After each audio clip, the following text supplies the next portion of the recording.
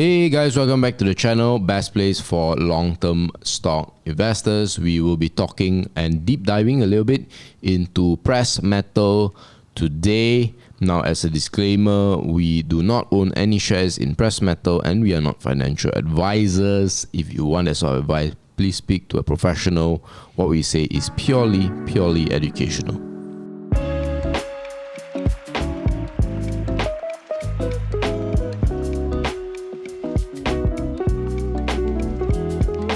Hey guys, before we begin, just to let you know, we have a totally free masterclass just for you to sign up for in the comment section or the description, where we will guide you on how you can build a 6 to 7 figure portfolio using the power of stock investing. Go check it out. Alright, Jonathan, so let's look at precious metal, right? It's one of the most successful companies ever in Malaysia. Yep. Right. I think if you go back to about 2012, 10 years ago, it was 17 cents. Today it is up 27x at 4.7 ringgit per share. But yeah, impressive. So how shall we start? Right. Usually we go into our trusty tool, which is Ticker. Yes. To find out about some of the financials. So yes, let's look through the financials. Sure. You want to look at the numbers first, or you look at what the business do first? Actually, that's up to you. Yes, of course. Yeah. Let's look at what the business do first. Yeah. As always. So you can see what they do. Let's go to their product segment. It's pressmetal.com, right? Pretty standard. So we look at their products. Okay. So they have upstream smelting. First of all, they are fully integrated operation. Upstream smelting activities to downstream extruding operations. Precious Metal is a fully integrated producer of aluminium products. They have an annual capacity of 760,000 tons of aluminium. Okay, I think all of this information it's pretty interesting. It's a lot of numbers. So what we usually do, actually, we record it in the spreadsheet, right? Yes, so it's correct. easier. So the first thing I can already tell, right, it's in the aluminium business, and definitely because it's a commodity-based business, yes, it is going to be cyclical, right? Yes. So in understanding the demand situation and the supply situation is important. So you would ask questions like, well, what is going to be the demand drivers for the business, right? What are the products being used? Like what aluminium? So obviously construction is going to be one. There will always be construction, right? And I think another interesting thing that we found here is that their products are actually marketed to not only Malaysia, actually it's all around the globe. Yeah. So this is another great point, right? They have a global business, so they probably earn a lot in US dollars as well. Yes. So the USD ringgit fears is probably less for them, right? But we still have to look into the details as to how they get their costs and what's the breakdown of the countries and things like that. But things are, you can see why these are the little ingredients showing you as to why, precious metal has done so well, right? When you have a global market, you have a global opportunity. Yes. All right, guys, if you didn't know, we have a one-on-one mentorship program where you can apply for, where we level up your stock investing based on tailor-made solutions. If you're interested, you need to apply. Not all of you all will get into an interview. It's only 20% of you all will do it, and even fewer will get to hop on the program. But if you're confident that you can qualify, you can click on the link and fill in your details in the comment section or the description. Okay. This is all pretty interesting stuff. Ingots, billets, wire rods. Okay. All right. Right. So you can see this other part here, which is, extrusion and finishes, right? Up-to-date facilities, technical know-how, provide wide array of aluminium extrusions in a variety of finishes. So they also do some more finished product types, like all these fabrications, fluorocarbon, whatnot. Right. Okay. Right. I assume that is like somewhat like a downstream kind of business. So the upstream is more of them burning the iron ore so that they can get the metal. Correct. And then Smelting. Smelting. Correct. Then the downstream is more towards they fabricate the metal into some sub-assembly kind of like products. Yeah, let's see the segment breakdown later on. Okay. So you can see here aluminium, right? There's a whole history here. And what I like, this is probably very important, right? Like it's versatile. Right. It's has the capability to be extruded into complex shapes and exact tolerances. So it's a flexible material. So like you can confidently say in 100 years time people will still be using aluminium. Right. right?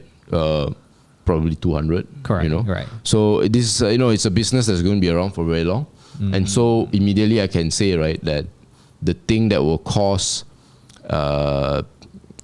a company like pmetal to fail won't be the demand for their products. It will be more whether or not they can control their costs, whether they can be efficient and things like that, right? Yep. So in that sense, it's a slightly less complicated business in a good way. Okay, So you can see all the benefits of aluminium. That's really good.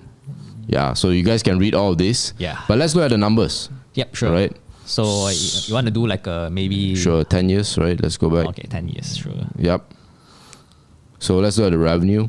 All right. So it's crazy, right? The numbers. Yep, from 2 billion to 10 billion. 5x. Yeah. Nice. And then you see year to date, it's going to be 14 billion. That's crazy. And 14 billion is 2 times the 2020 revenue. Very interesting. So if you look at the gross profit and then the operating income, and last but not least, the net income. So this is very telling. You can see straight away from here, you can tell what is the most important cost. Yep. Right? And that is the cost of goods sold. Yes, exactly. Right? So the people, the taxes, the interest on the debt, that's not very big, but it's the cost of goods sold. So your raw material, sometimes they include some of the contract workers here as well. And, electricity cost, that's another big component. Yep. Right? Okay, since this is all very important, I think we need to jot it down over here. Write it down. Cost. If you're enjoying the video so far, remember to like, comment, subscribe, click on the notification bell so that whenever new videos pop, you'll know it fresh. Was it labor cost, right? Yes, part of that, probably. Right, we have to check contract workers typically. Yep. Right. Okay. That's pretty interesting info that we have Right. here already. So just on this alone, we can tell, right, the nature of the business, what matters and what don't matter. Yeah. Okay, I think let's have a look at their balance sheet. Yes, so how well are they in terms of their cash? So if you look at their cash, okay, so that's their I cash. think you just go total cash. Because I believe they allocate some in their investments. Yes, fair enough. Yeah. Accounts, let's see. Long-term debt. Sorry, scroll down. There's a short-term borrowings here. And then there's a long-term debt here. All right. Okay. And let's see if they raise a lot of money or not. Can raise also. a lot of money, yeah. Common stock. Yeah. Okay. So you can see the cash levels are quite a bit lower. In fact, It's super low. It's very low. And this might be a cause for concern, but this is also an insight into the kind of business that they do, right? Again, without even knowing much, you can tell that given that they've survived so long and their revenue is going up and all that, is that A, they are doing a sort of business that's capital intensive, right? Right. That's why they need a lot of long-term debt, and probably why they need to finance some things with their shares. Yeah, actually, this kind of indirectly tells us that their enterprise value also be quite ballooning as compared to the market cap, right? So I think this is something that we will also pay attention to, which is their market cap against and the expected EV, right? Yes, correct. Enterprise value. So let's see what is their market cap first. I believe it's around 30-ish billion. Yeah, 38. 38.73. Yep. I think I want to put like a labeling over here. RM. Yep. Okay, let's look at the let's say the total debt is okay. So 3.5. 5.3. Yep. Okay, 5.3 billion. Yep. That. 5.3, and then what's their cash? So cash is around 470 million. Right. 0.47. Yeah. Okay, so this then you will derive this number, which is your EV. Yep.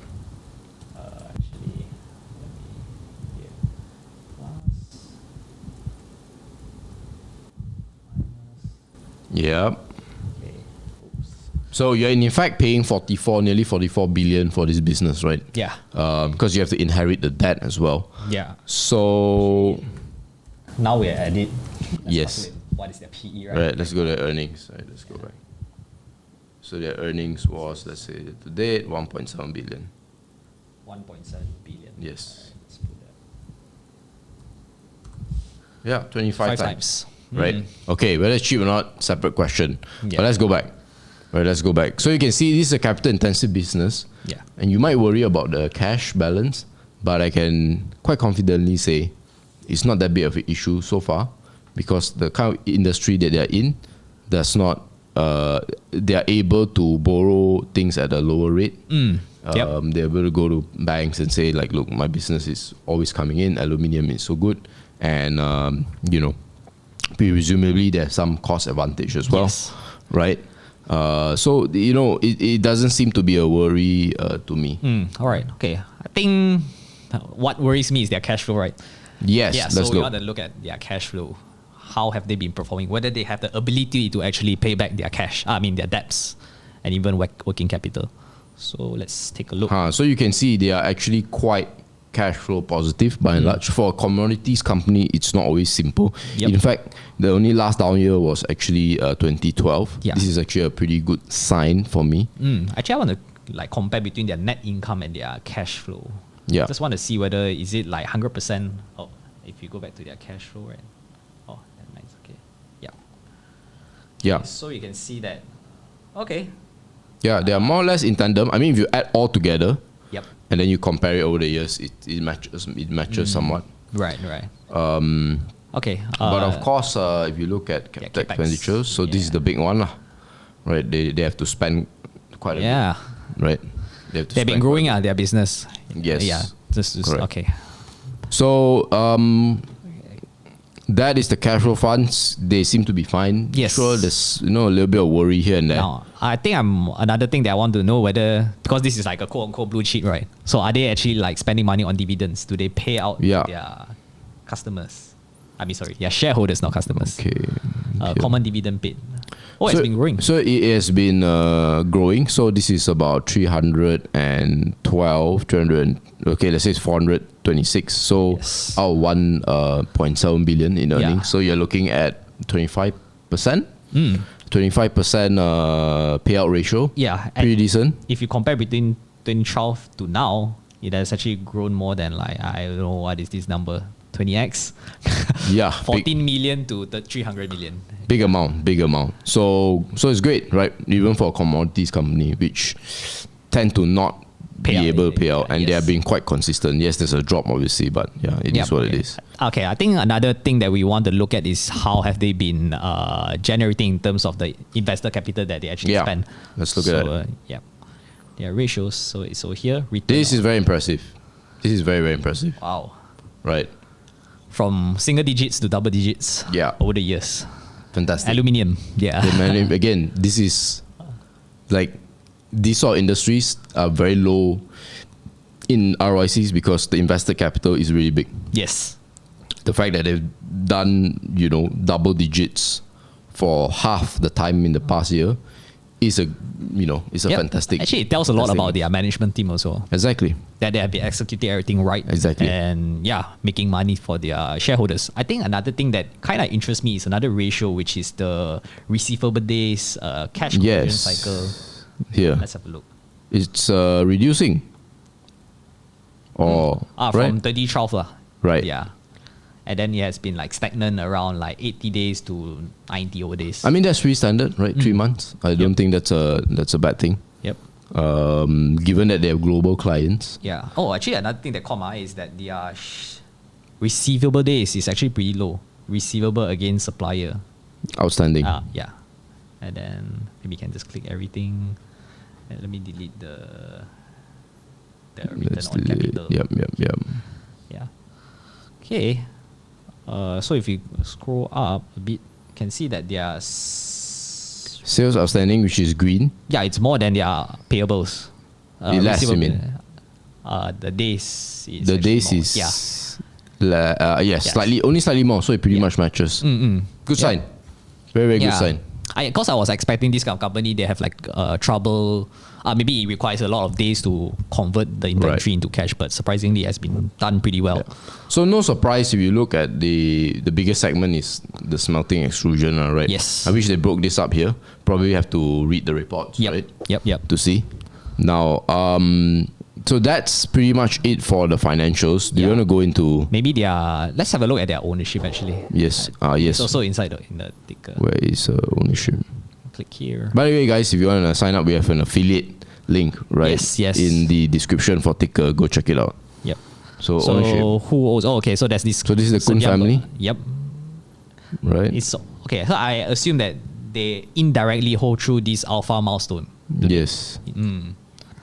Probably. Yep. Alpha milestone. I haven't really dug deep about press metal. Yeah, so this is actually my first time analyzing this company. So a lot of people don't know as well. They are also the guys behind PNB. PNB Tech. Okay. Oh, which also kind of explain the recent, great fundamentals in PNB, right? Exactly. Exactly. So let's look at the prospects. Yep. Yeah, actually, I kind of like cheat a bit and I sneak in a little bit, and I noticed that they mentioned there's actually a few smelter companies are actually shutting down in Europe and US because of there's like a high production cost. I believe because of the electricity cost, if I'm not mistaken, because Russia actually shut down the natural gas right between Europe and so that actually affected factories in Europe and US.